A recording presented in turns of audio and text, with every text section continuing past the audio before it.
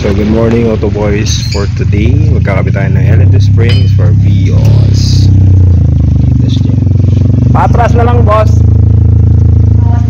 Oh, tama, marami. Kaya nagtaka ako ba't dumiretso ka eh. So guys, fender gap check muna tayo. All stock 185, 60, R15. And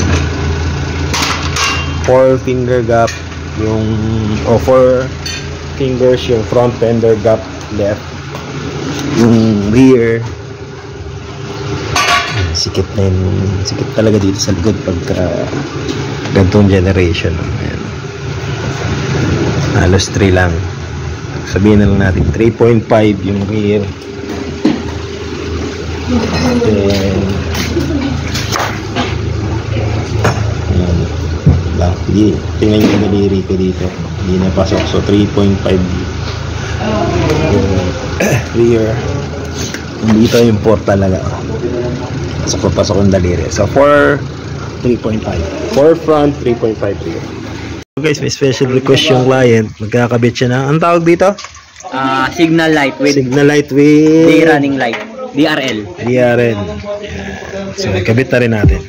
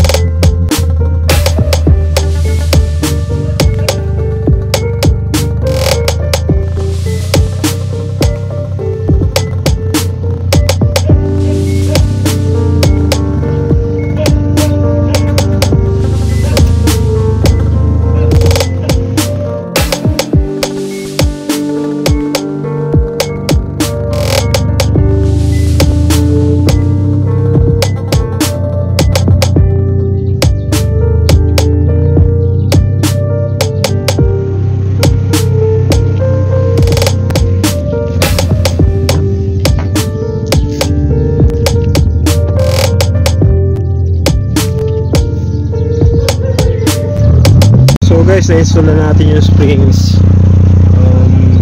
All stock wheels ang Vios 185/60 R15. Kanina 4 finger gap front, 3.5 yung rear. Yung fender gap ngayon sikip na yung dos. Pag ganyan, pasok yung dos. Diretso, sikip yung dos. Uno, exactly 1 finger gap. Pero yung iba, papasok yung dos pag ganyan, tatagilid na. Pero proper way of measuring it again, hindi ganyan. So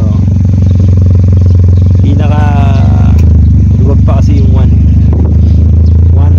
finger or 1.5 front slap wheels. Rear, ganun din, sikip yung dos, 1 finger 1.5. So nagpantay siya, mas maganda ngayon yung drop. Pantay 1 to 1.5 eh. 1 or 1.5. 1 or 1.5. Okay. 1 or 1.5 from 4 finger to 1 or 1.5. So guys, from Capiz pa to nag-Bailan. So ngayon babalik silang Batangas bago bumalik sa Capiz. Marami pa rin siyang gustong gawin dito sa kanyang project Vios.